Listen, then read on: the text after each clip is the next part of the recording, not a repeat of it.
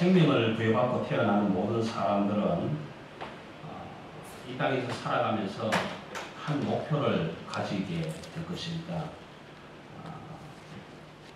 여러분들의 목표는 어떤 것인지 모르지만 제가 생각하는 공통적이고 일반적인 목표는 생명 가지고 이 땅에서 살아가는 모든 사람들은 적어도 이런 목표 정도는 가지고 있을 거라고 생각이 됩니다. 행복하게 살다가 행복하게 죽자. 행복하게 살다가 행복하게 죽자. 이런 목표 정도는 가지고 있을 것 같아요. 만약 여러분의 목표가 이 땅에 허락되어진 삶을 사는 동안에 행복하게 살다가 행복하게 죽는 것이라면 여러분들은 행복하십니까 지금? 여러분들이 정한 그 목표가 행복하게 살다가 행복하게 죽는 것인데 내가 정한 목표도 내 마음대로 이루지 못하기 때문에 우리는 때로 행복하지 못할 수가 있습니다. 행복지수라는 말을 참 많이 듣게 되는데요. 이 행복지수가 어떤 사람들이 높은가 저는 잘 모릅니다. 그러나 조사한 바의 통계를 보면 우리가 말하는 선진국이고 잘 사는 나라 같지만 그 나라 사람들이 행복하냐 아니면 아직도 미개발도상국에 있는 좀 못 사는 제3국가의 사람들이 행복하냐 그런 수치를 갤럽 조사로 쭉 조사를 해서 통계를 내어본 결과를 보면 우리가 생각하는 거하고 좀 달라요. 우리는 잘 사는 미국 사람들, 영국 사람들, 선진국의 사람들 그리고 GNP가 세계 최고를 달리고 있는 스웨덴이나 노르웨이 이런 쪽의 사람들이 참 행복할 것이다. 그렇게 생각을 하고 그 사람들은 참 행복하겠다.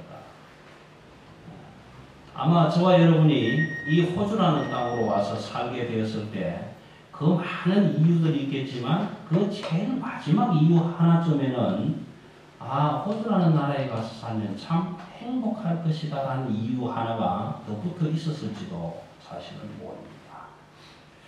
근데 그 행복 지수를 조사해 보니까 미국이 1등이 아니고 네팔이라는 나라가 1등을 하고 있다는 거예요. 네팔 사람들.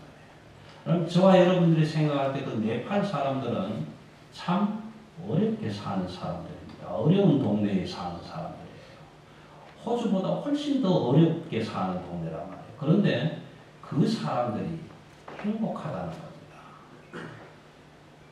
이 네팔 사람들은 인도를 중심으로 해서 흘러내리는 겐지스강을 중심으로 따라서 삶의 터전을 마련하고 있는데 그 겐지스 강 위에서 같이 살다가 저녁에 죽은 사람을 떠매고 가서 그 강물 위에 올려놓고 불에 태워서 그 가루를 그 강물에 다 흘려내려 보내고 그 강물에서 또 목욕하고 그 강물을 떠마시면서 살아가는 사람들입니다. 그런데도 불구하고 그 사람들이 세계에서 가장 행복한 수치를 가지고 있다는 것으로 조사되었다. 반면에 미국 사람들은 신경 안정제를 사먹는 액수로 보았을 때에 연 25억 불 정도 되는 돈을 쓰고 있다는 겁니다. 만약 저와 여러분이 이 호주에 살면서 뭔가 불안하고 뭔가 답답하고 해결되지 않은 일 때문에 신경 안정제를 사먹는 돈이 가계 지출에서 50% 이상을 차지한다면 그건 결코 행복하지는 않을 것입니다. 행복의 지수를 어떻게 측정하는지는 알 수 없지만 적어도 저와 여러분이 행복하게 살다가 행복하게 죽는다는 목표를 정했다면 그 행복을 찾아서 저와 여러분이 뭔가는 해야 된다는 겁니다. 아담 이후로부터 우리는 사실상 행복을 잃어버렸습니다. 아담의 범죄 이후로부터 우리는 수고하고 땀을 흘려야 먹을 수 있게 되고 여인들에게는 해산의 수고를 해야 자녀를 볼 수 있는 그런 고통이 우리에게 주어졌습니다. 행복이란 이미 멀리 가버린 그런 사람일 수도 있습니다. 그래서 저는 저와 여러분의 삶을 덤으로 사는 삶이다. 아담 이후로부터 가지고 나온 원죄 때문에 예수 그리스도께서 십자가에 죽으실 때 우리는 다 죽어버렸고 예수 그리스도 부활하실 때 새로운 생명을 부여받아 사는 삶, 덤으로 사는 삶이다. 그렇게 표현하고 싶어요. 덤으로 사는 삶을 주셨지만 행복한 것만 주신 것이 아니라 고통 속에 살아가는 삶이 되었습니다. 여러분 기왕 이 땅에 와서 생명을 부여받고 살면서 고통을 피할 수 없는 삶이라면 그 고통도 한번 즐겨볼 이유가 있지 않을까, 즐겨볼 필요가 있지 않을까 생각이 됩니다.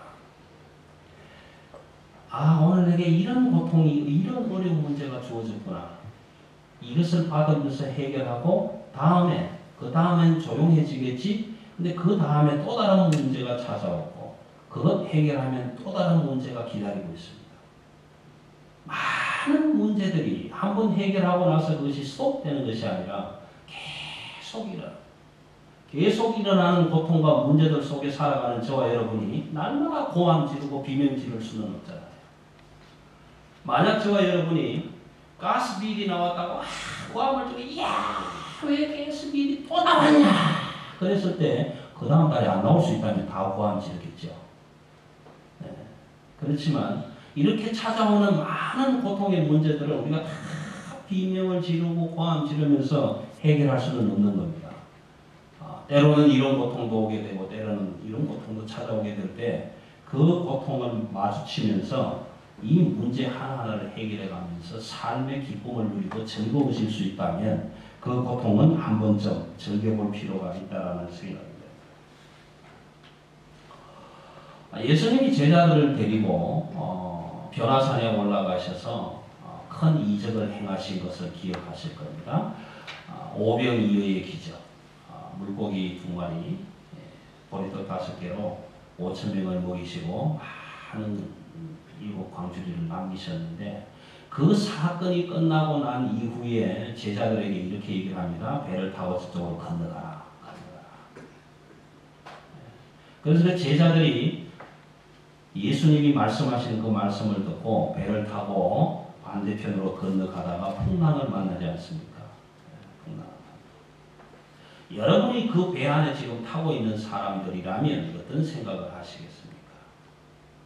아니, 예수님이 말씀하셔서 예수님이 하신 말씀을 듣고 순종하고 지금 배를 타고 가는데 왜 바람이 불고 파도가 치고 풍랑이 일어나야 되는가? 예수님 말씀을 듣고 순종하는데 왜 이런 고난을 겪어야 되는가? 여러분 이런 설교 많이 듣지 않습니까? 예수만 믿으면 축복받는다. 예수 믿으면 잘된다. 만사형통한다. 예수 믿으면 모든 것이 다 해결된다. 이런 설교를 참 많이 듣지 않습니까? 저는 그렇지 않다고 생각합니다. 그럼 예수 믿고 만사형통하게 되면 예수 안 믿는 사람 어디 있습니까? 다 믿죠. 다 믿습니다. 그런데 우리의 현실은 그렇지 않다는 것입니다. 지금 예수님의 말씀을 듣고 순종하고 따르는 제자들이 예수님의 말씀을 듣고 얘들아 배를 타고 저쪽 건너가 있어라. 그래서 예 알겠습니다. 그 말을 듣고 지금 배를 타고 가는데 예수님의 말씀을 듣고 가는데 왜 고통이 있어야 되고 왜 풍랑이 있어야 되고 왜 거친 광풍을 만나야 되느냐라는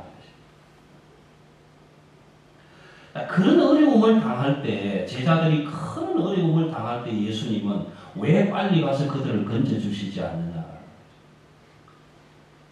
아니 내가 고통 중에 있을 때 환난 중에 있을 때 내가 행복하지 못할 때 하나님 빨리 오셔서 나를 건져주시고 행복하게 해주셔야 되는데 내가 그래서 믿는데 왜 그렇게 안 해주시느냐.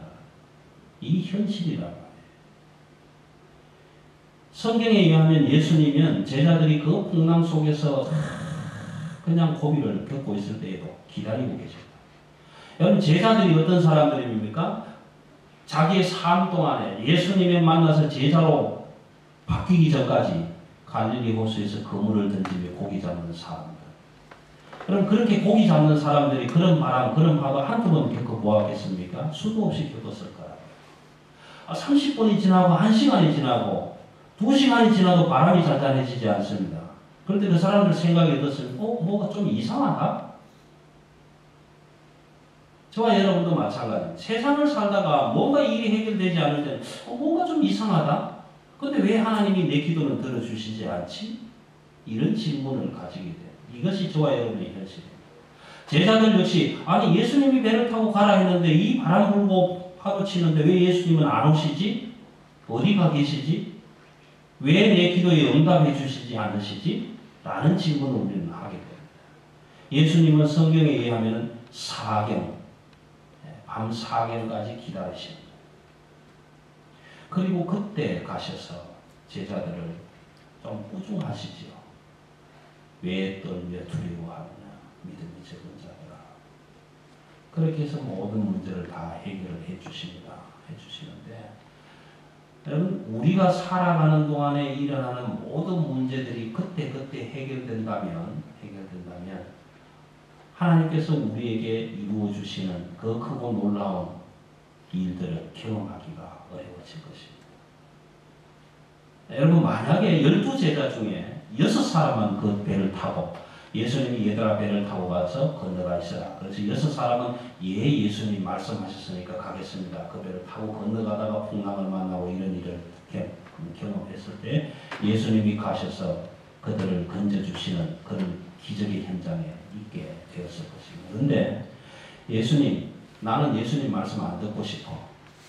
500이어 그거 맨날 떡 만들어주면 나는 그거 먹고 여기 있을래. 그래서 그 6사람이 그 예수님의 말씀을 듣지 않고 거기 함께 있었다고 생각을 해보십시다. 그 6사람은 배를 타고 가면서 만나는 풍랑도 보지 못했을 것이고 고난도 겪지 않았을 것입니다.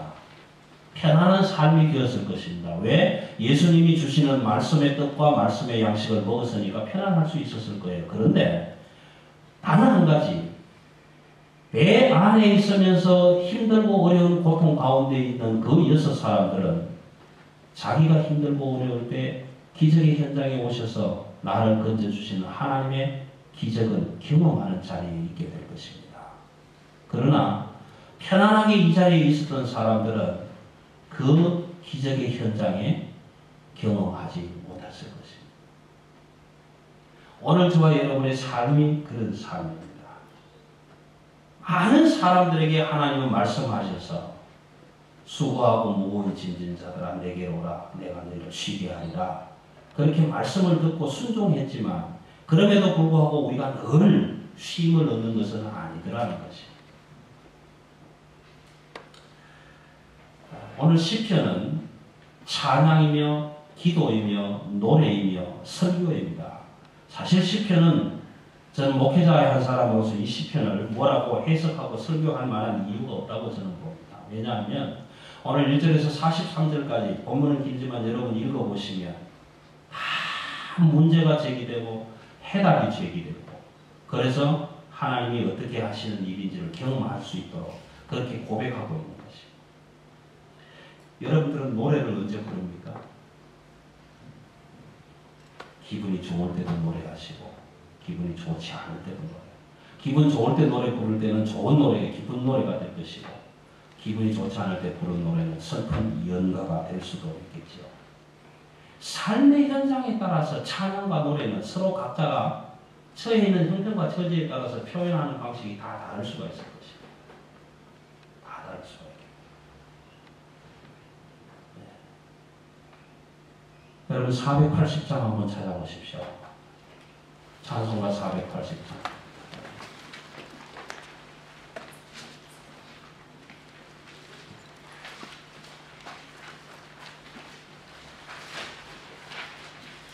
완전히 480장 한번 1절만 찬양을 한번 해보겠습니다. 480장.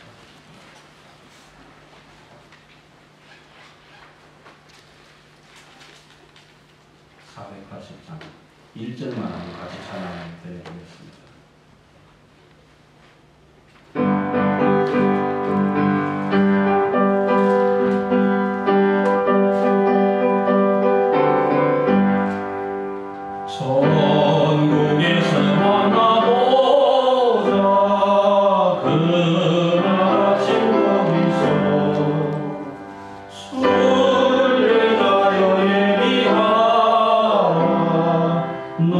너져지지 않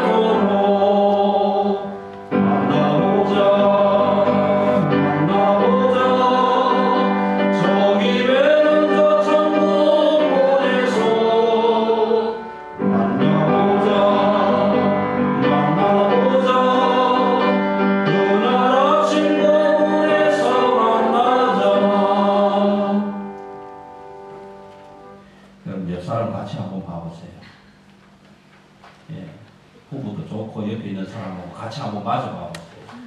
마주보고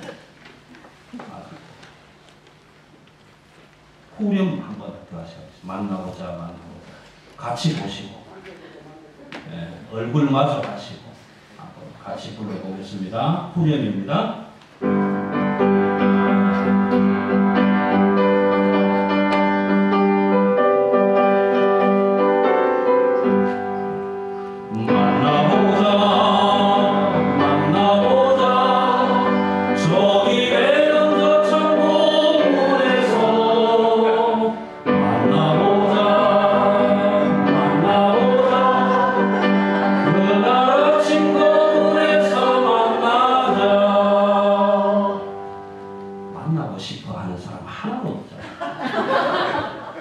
아이고 이 지긋지긋한 거 그거 가서 또 만나야 돼. 전부 그런 표정이에요. 우리 전정환 선생님 고개 뒤로 또 만나야 돼요. 이 세상의 삶이 싫어서가 아니에요. 보기 싫어서가 아니에요. 어디서 만나요? 천국에서 만나잖아요. 천국에서 만나는데 왜 만나보기가 싫은가요? 우리 그래도 이수정 집사님은 조철호 집사님 보고 천국에서 만나고 싶어. 그렇지 않습니까? 우리의 삶의 형편이 어떤 형편에 있든지 어떻게 처해 있든지 우리는 노래와 찬양과 기도를 표현할 때 그렇게 표현할 수밖에 없어요. 여러분 이 찬송가는 장송곡이 아니에요. 사랑하는 사람을 떠나보내면서 만나보자 그날 아침 그물에서 만나보자 우는 노래가 아니란 말이에요. 천국에서 만나는 거예요. 여러분 4분의 4박자인데요. 죄송합니다 반주자님. 조금 빠르게 우리 만나면서 한번 보세요. 이야 천국에서 또 만나자. 얼마나 기쁘냐. 내가 세상에서 이렇게 어렵게 살았지만 천국에서 하나님 주신 그 영광 속에서 만날 때 그때 얼마나 우리 또 거기서 만나자. 이런 마음으로 불러드려야 할 찬양이 찬송합니다. 1절 한번 더 불러보겠습니다. 한번 그런 마음으로 같이 얼굴 마주 보시고 한번 웃으시면서 한번 불러보세요. 좀 빠르게요.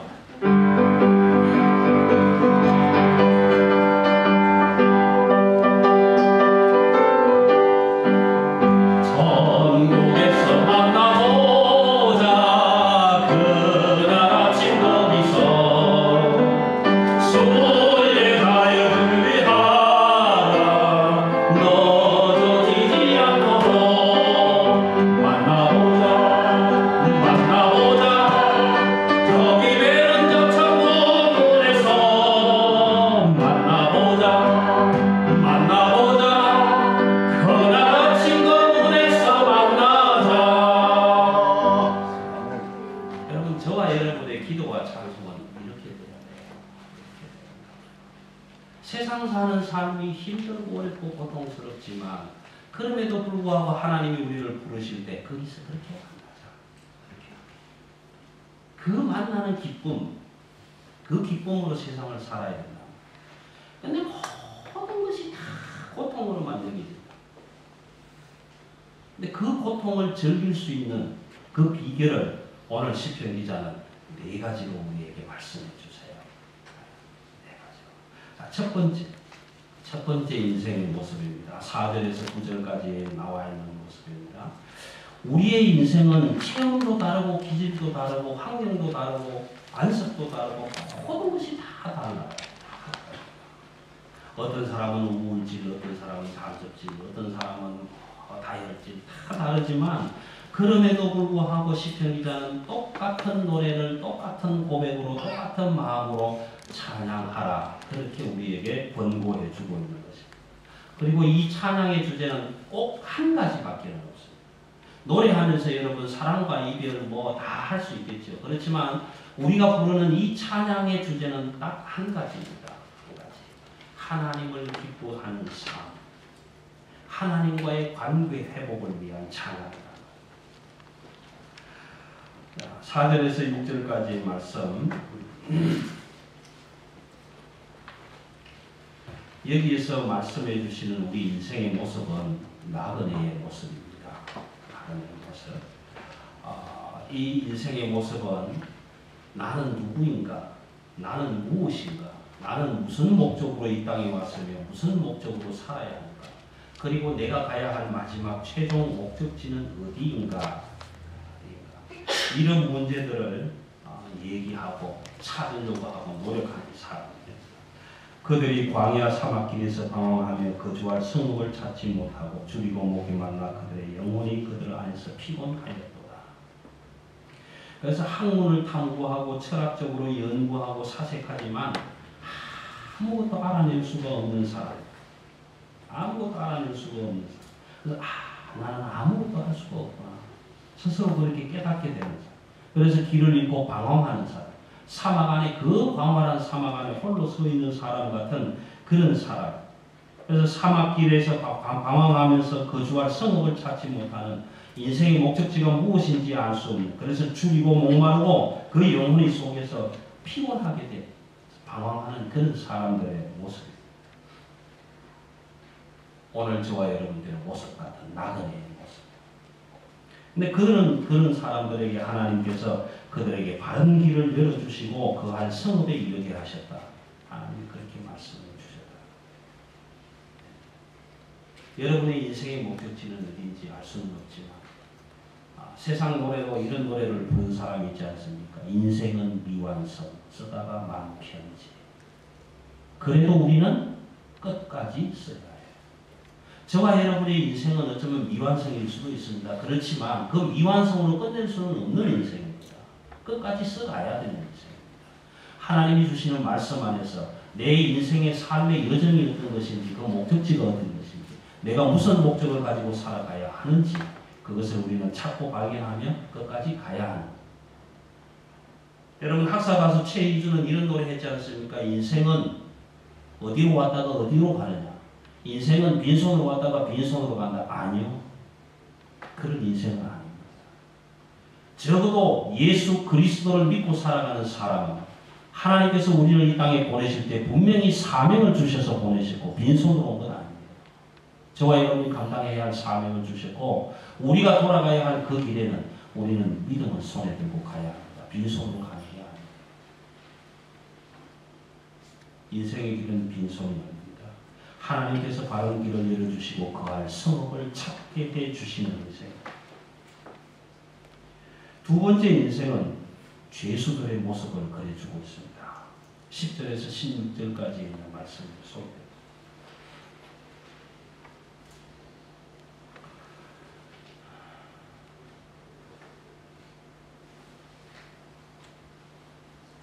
그들은 그 미워하는 자의 손에서 구원하시며 그 원수의 손에서 구원하셨고 그들의 대적들은 물로 덮으시며 그들 중에서 하나도 살아남지 못하였다. 이에 그들이 그의 말씀을 믿고 그를 찬양하는 노래를 부르도다.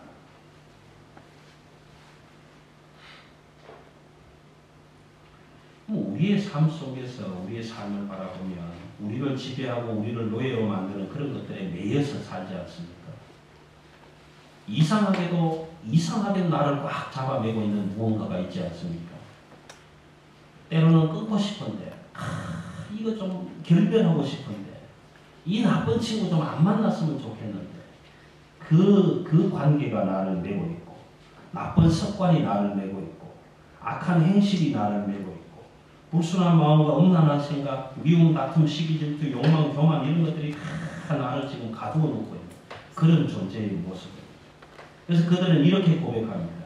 흑암과 사망의 그늘에 앉으며 곤고와 쇠사슬에 묶인 그런 모습으로 자신들을 표현합니다. 여러분 두 발에 착고가 매여있고 창문에는 쇠 빗상이 갇혀있고 문은 큰 쇠 철문으로 논문으로 갇혀있는 그런 모습, 감옥 같은 모습, 그 안에 갇혀있는 사람의 모습. 왜 그렇습니까? 시편 기자는 이렇게 말씀합니다.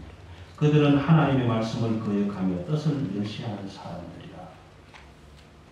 하나님의 말씀을 거역하고 하나님의 뜻을 멸시하면서 살다 보니까 세상의 관습에 매이고 세상의 습관에 매이고 모든 것이 다 나를 붙들어 매고 나를 자유하게 하지 않는 거예요. 하나님께서 그들을 흑암과 사망의 그들에서 인도하여 내시고 얼고 맨줄을 끊어주셨고 논문을 깨뜨리고 쇠 빗장을 꺾어주셨다. 하나님은 그렇게 말씀해 주셨습니다. 그럼 저와 여러분의 인생이 세상 속에 살 때는 항상 이런 매임 속에서 갇혀있는 삶. 그러나 그 삶을 바라보는 것이 아니라 나를 향하신 하나님의 말씀을 따라서 살고 하나님을 바라보니까 하나님께서 그 모든 것들을 다 꺾어주시고 부숴주시고 다 자유롭게 해주셨다. 여러분들은 예수를 믿고 나의 주 나의 하나님을 고백합니다. 그런 사람의 자리에서 그리스도인 된 자리에서 여러분은 진실로 자유하십니까?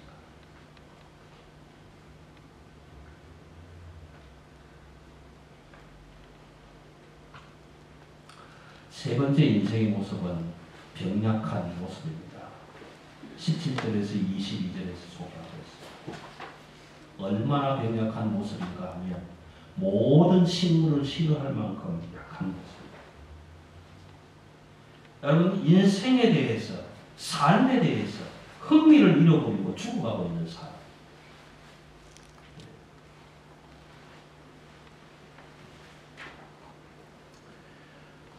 대한민국에 이대희라는 의사가 있습니다. 이대희라는 분인데 이분은 여성들의 그 유방암의 최고 권위자로 알려진 분입니다. 1년에 약 한 600건 이상의 그 유방암 수술을 하시는 분인데 그렇게 많은 암 환자들을 수술하고 고치는 의사이신데 이분이 대장암 4기로 지금 투병 중입니다. 그런데 아무런 문제 없이 환자들을 만나고 치료하고 그렇게 합니다. 그 사실을 아는 어떤 기자가 찾아가서 인터뷰를 요청했습니다. 그래서 아니 도대체 이 선생님 췌장암 4기면 어느 정도 됩니까? 고칠 수 없는 병입니다. 의사도 포기한 병입니다. 아니 그런데 어떻게 아무 일도 없는 것처럼 그렇게 이 많은 환자들을 보고 수술하고 그렇게 평상인처럼 지낼 수가 있습니까? 그렇게 물었을 때에 그분이 이런 대답을 했습니다. 어떻게 합니까? 이미 들어와 있는 걸 그저 도닥거리면서 함께 즐겁게 살아야지. 췌장암이라는 그 병이 내 안에 이미 들어온 걸 어떻게 하느냐? 그저 안 아프게 화 안 내게 성질 부리지 않게 매일 또닥또닥 두드려가면서 얘야 오늘은 좀 참아라. 내가 수술해야 되니까 발작하지 말고 좀 기다려. 그렇게 두드려가면서 함께 살아야 되지 않겠나.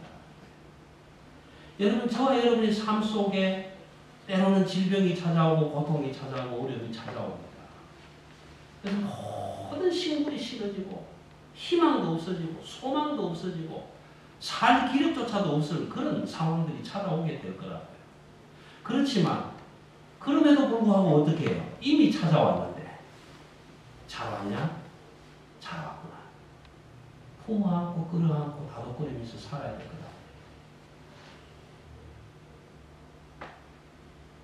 여러분 결혼하셔서 가정을 꾸리고 남편이 되고 아내가 되지 않습니까?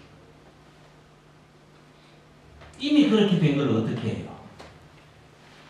아이고 저 원수 같은 거 안 만났으면 내가 오늘 이러면서 가슴 통깡하고 내일 당장 도장 찍고 헤어지자 그러실 겁니까?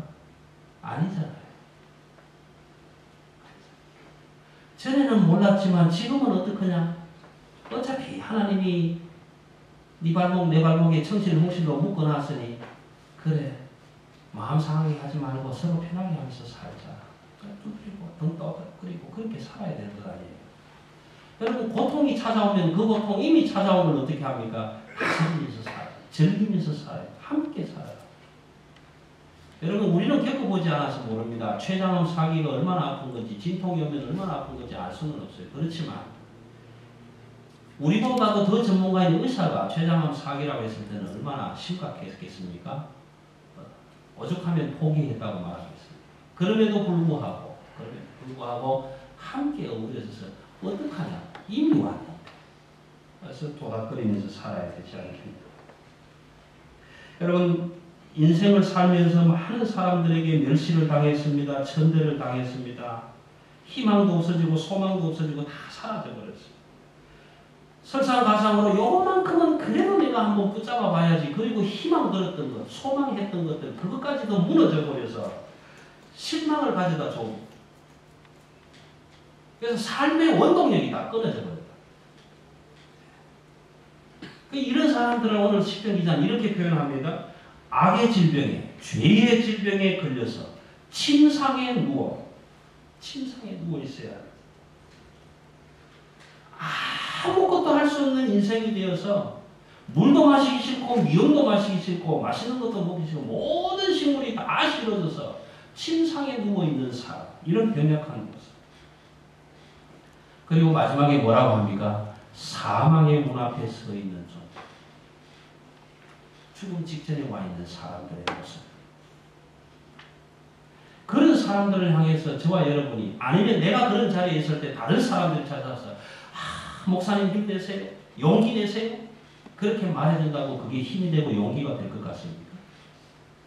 췌장암 4기에 의사도 포기하는 그 사람에 가서 힘내세요, 용기 내세요, 그런다고 그 용기와 힘이 될 것 같습니까? 아니잖아요. 그럼에도 불구하고 인생의 원동력이 다 사라지는 것 같음에도 불구하고 하나님이 함께 계셔서 내게 삶을 기동할 수 있는 힘 주신 그 하나님, 뭐로 인해서 기뻐할 수 있을 때, 그때 우리의 삶이 살아나고 우리의 영혼이 살아나는 거예요. 시편 기자는 이렇게 말합니다. 하나님께서 그들에게 말씀으로 고치시고, 말씀으로 고치시고, 식물도 싫고 아무것도 필요 없는 그 사람들, 이제는 죽는 게 낫다, 그렇게 생각하는 사람들에게 오늘 107편 20절 한번 보십시오. 그들에게 그의 말씀을 보내어 그들을 고치시고 위경에서 건져내셨다. 위험한 자리에서 건져내 주셨다. 마지막 인생의 모습은 지각이 없는 인생의 모습입니다. 지혜가 없는 인생의 모습. 광풍노도는 우리가 만들어내는 것이 아닙니다. 우리 인생에 괴로움과 고통과 어려움이 있는 것 우리가 만들지 않는단 말이에요. 어느 누가 세상을 행복하게 살겠다고 하는 어느 누가 그 행복한 길 앞에 큰 파도를 갖다 놓고 큰 홍해를 갖다 놓겠습니까? 아니요. 그건 우리가 만드는 것 아니다. 하나님이 때로는 큰 바람도 주시고 큰 파도도 주신다. 오늘 시편가는 그렇게 꼽니다. 우리의 인생 싸움 속에서 하나님이 때로는 고통도 주시고 때로는 광풍 노도가 같은 어려움도 주신다. 그것을 아는 지혜가 없는 사람들이더라는 것입니다. 이 고통을 왜 하나님이 내게 주셨는가, 왜 무엇 때문에 주셨는가, 그것은 생각하지 않고 내가 이런 큰 고통 속에서 할 수 있는 게 뭐냐, 아무것도 없지 않느냐, 나는 무기력하지 않느냐. 마치 여러분 큰 풍랑일 때 작은 배가 말이죠, 파도가 올라갈 때 확 올라갔다가 내려가면 그냥 수직으로 거의 90도에 이르도록 그냥 거꾸로 처박히는 그런 모습. 이런 사람들을 향해서 이렇게 표현합니다. 그 사람들은 이리저리 구르며 취한 자같이 비틀거립니다. 여러분, 우리 영혼이 얼마나 힘들고 어려워서 이리 대고 저리 대고 구부르고 취한 자같이 비틀거립니다. 지각이 혼돈되어 인생을 지배한 능력을 잃어버린 사람. 여러분, 우리의 인생은 누가 지배합니까? 하나님이 지배해 주시는 거예요. 하나님이 우리의 삶을 다 계획하시고 청사진을 가지시고 지금 우리를 인도해 가시는데 그 길을 하나님께 맡기는 것이 아니라 내가 지배해 보려고 하는 거예요. 내 인생을 내가 지배해 보겠다는 사람. 지각이 없는 사람, 지혜가 없는 사람. 그래서 14편에 뭐라고 합니까? 어리석은 자는 하나님이 없다 하더라. 그런 사람들에게 오늘 하나님은 광풍과 물결을 잠재우시고 평안한 중에 바라는 항구로 인도해 주셨다. 오늘 서두에 말씀드렸지 않습니까? 12제자가 배를 타고 예수님의 말씀을 듣고 바다를 건너가는데 큰 파도와 풍랑이 일었습니다. 하나님은 그거 그냥 지켜보십니다. 왜요? 왜? 우리가 할 수 있는 것은 아무것도 없구나. 하나님이 말씀하셔서 배를 타고 건너가기는 하지만 풍랑 일고 바람 불고 하는 것 하나님께서 일으키셨지만 내가 그 풍랑 잠재울 수 있는 능력이 없구나. 내가 그 고통 감당할 수 있는 힘이 없구나. 내가 할 수 있는 것은 아무것도 없구나 깨달을 때까지 기다리시고 그때 하나님 찾아오셔서 뭐라고 합니까? 두려워하지 마라. 내니 두려워하지 마라. 나의 무능함, 나의 무기력함을 완전히 깨닫고 나서 하나님 앞에 엎드릴 때 그때 하나님은 우리에게 다가오셔서 내니 두려워 마라. 내가 너와 함께 하겠다 약속해 주시는. 근데 그 하나님이 계시는 줄 모르고 그냥 내 인생을 내가 지배하고 내 마음대로 해결하려고 내 마음대로 풀어보려고 하니 안 되더라고요. 그럼 저와 여러분은 저마다 겉과 속이 다 다를 수도 있고 다 같을 수도 있어요. 드러나는 모습은 다 다를 수도 있어요. 화려할 수도 있어요. 초라할 수도 있어요. 그렇지만 한 가지 공통적인 것은 하나님 앞에서 저와 여러분 다 무능한 사람, 무력한 사람, 무엇 하나 마음대로 할 수 있는 사람들이 아니다. 하나님이 함께 하시지 아니하시면 우리는 아무것도 할 수 없는. 바울 사도는 빌립보서 4장 13절에서 이렇게 고백하지 않습니까? 내게 능력 주시지 않아서 내가 모든 것을 할 수 있는. 하나님이 내게 능력 주셔야만 할 수 있는 거예요. 그런데 그 능력을 하나님이 주신다는 것을 모르고 그저 내 힘으로 무언가를 해보려고 하는 인생, 지혜가 없는 인생, 어리석은 인생으로 살아가는 모습을 그려주고 있습니다. 그럼 이 네 가지 모습의 인생 속에 저와 여러분이 하나도 해당 안 되는 것들이 있습니다. 다 해요. 그런 인생들을 향해서 오늘 시편 기자는 두 가지를 얘기합니다. 그들이 환난 고통으로 인해서 기도할 때에 여호와께 부르짖을 때에 내게 주어진 그 힘들고 어려운 고통과 환난 속에서 하나님께 기도할 때에 하나님이 그들의 기도를 들어 응답해 주셨다. 말씀을 보내서 치료하시고 위기에서 건져주셨다. 큰 질병 중에서 건져주셨다.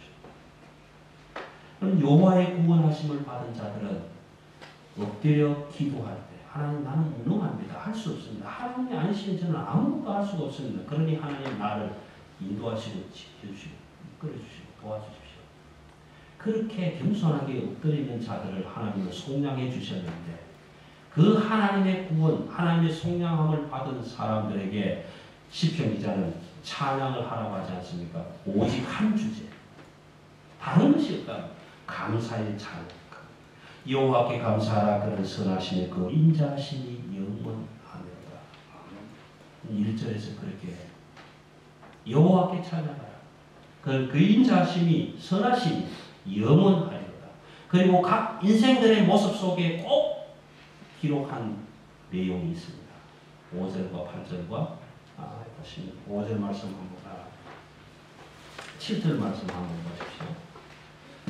7절, 8절 말씀. 여호와의 인자하심과 인생에게 행하신 기적으로 말미암아 그를 찬송하지. 저와 여러분에게 허락하신 그 기적으로 인해서 여호와를 찬송하라. 15절 똑같은 말씀으로 반복합니다. 여호와의 인자하심과 인생에게 행하신 그 기적으로 여호와 하나님을 찬양하라. 21절 똑같이 여호와의 인자하심과 인생에게 행하신 그 기적으로 말미암아 찬양. 31절 똑같은 말로 찬양. 똑같은 말, 똑같은 찬양, 똑같은 주제, 똑같은 감사함으로 이런 부류 속에 속해 있을 수밖에 없는 저와 여러분을 하나님이 속량해 주셨다. 그래서 감사하고 찬양해야 된다고 시편 기자는 우리에게 말씀해 주시는 것입니다. 여러분 여호와께 감사하라. 그는 선하시며 그 인자하심이 영원하니라. 여호와의 인자하심과 인생에게 행하신 기적으로 말미암아 그를 찬송할지어다. 여러분 인생에게 행하신 기적, 이 인생에게 행하신 기적에 동참할 수 있느냐 없느냐 하는 것은 하나님의 말씀에 순종하느냐 하지 않느냐의 관건입니다. 여러분이 하나님의 말씀에 순종하면서 믿음의 삶을 감당할 때 수없이 많은 어려움과 환난과 고통과 근심 중에 있을 때에 그때에 하나님이 찾아오셔서 내 인생의 사경에 처해 있을 때에 내 믿음의 사경에 처해 있을 때에 하나님이 오셔서 하나님 나는 무능합니다. 할 수 없습니다. 아무것도 할 수 없는 존재입니다. 그때 하나님 내게 능력과 기적을 행해 주십니다. 그 자리에 우리가 동참할 수 있게 됩니다. 그러나 오늘 시편 기자가 고백하는 이 인생 모습처럼 하나님 없어도 나는 모든 것 할 수 있습니다. 내 마음대로 다 조절할 수 있습니다. 통제할 수 있습니다. 그리고 하나님의 말씀에 순종하지 않았다가 고통 없이 사는 것 같지만 하나님이 오셔서 내게 인생에게 행하신 기적을 베풀어 주실 때 그들은